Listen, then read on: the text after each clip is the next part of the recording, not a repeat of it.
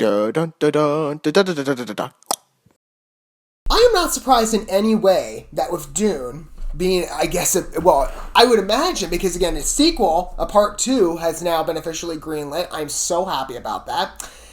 Now that it's proven to be a big franchise, and I would imagine, I mean, I don't know how as far as the box office is doing, but I imagine probably a lot of people are maybe watching this at home, and we probably can't contend with those numbers. But a lot of people have gone to the theater and said they really enjoyed it. I myself did. I loved the film. It is incredibly scenic. It was just great to be back in a theater. That was my first time being back in how long? And for me, it's more so a schedule thing. So I just couldn't work out the time. But finally, I'm like, I need to go watch Dune. And I had somebody go with me, and we were both just... Well, he knew the stories going in. I didn't.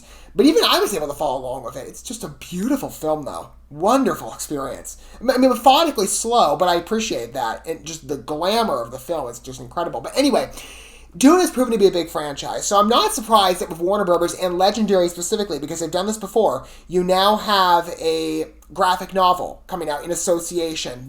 Legendary specifically did this with Godzilla, King of the Monsters. They had the Godzilla Aftershock graphic novel. I haven't got a chance to read that yet, but they did have it. And they advertised it like they're doing with this one. They gave it a trailer in anticipation, basically, as a tie-in project to the film. Because, every big franchise has to expand, and the comic book space is a great place to do that. Well, comic book / graphic novels are kind of like being put together for a lot of what I hear.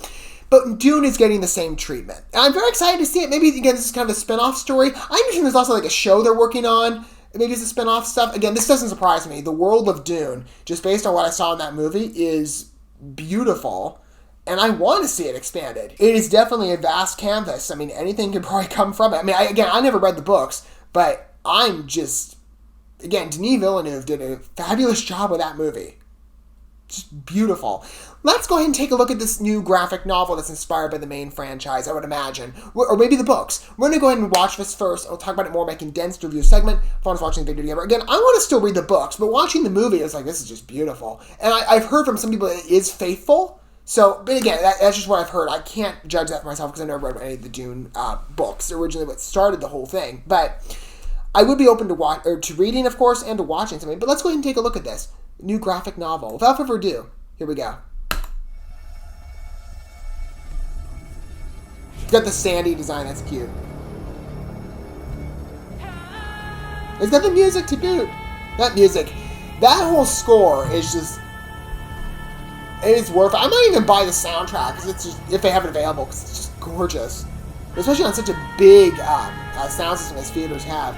Okay, this is basically like an adaptation of the movie. Okay.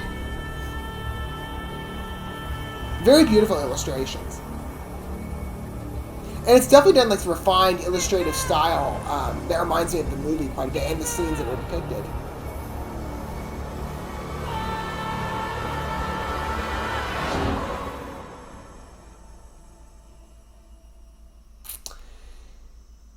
I mean, it's funny to watch films compete, especially new movies, because you're like, okay, will this be a big franchise? Especially in the comparison to how many bigger franchises are available today. It's so cool, though, to see at least something a bit fresh. I mean, yes, they did that original Dune movie, as I understand, but we're trying it new. Again, in the era of big franchises, and Dune, I think, has proven to be a massive win for Warner Brothers, at least by the fact that they're willing to greenlight a sequel.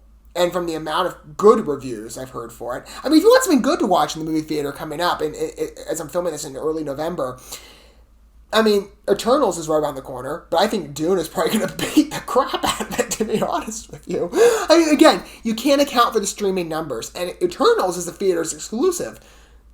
But, I mean, Dune did well, so I don't know. We'll see. But, I'm excited to see a graphic novel, I guess, as an adaptation. Maybe not sort of like as a new story, but just an adaptation of the movie that you're familiar with in a different style.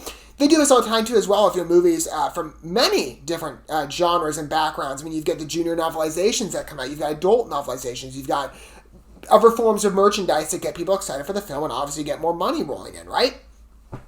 Why shouldn't Dune get that treatment? I'm not surprised, and the illustrations are beautiful to look at. I might actually read this, even though I'm like, well, I clearly know the film going in. I do appreciate good art when I see it, and these illustrations are very beautiful and definitely fall in line with the movie. What are your guys' thoughts with this Dune original comic? Let me know, or graphic novel. Let me know down below. Don't forget all the good stuff, but like and subscribe, sharing that bell until we get to watch more from, I guess, the Dune brand expanding, whether that's the new movie coming out in, I guess, 2023 is when they've slated for it, or maybe 2024, I have no idea. Or what if we get to watch the ever next for the first time? I will see you then. But until that point, thanks for watching this video. I love you guys. Don't love yourselves, a fellow man. God bless and peace.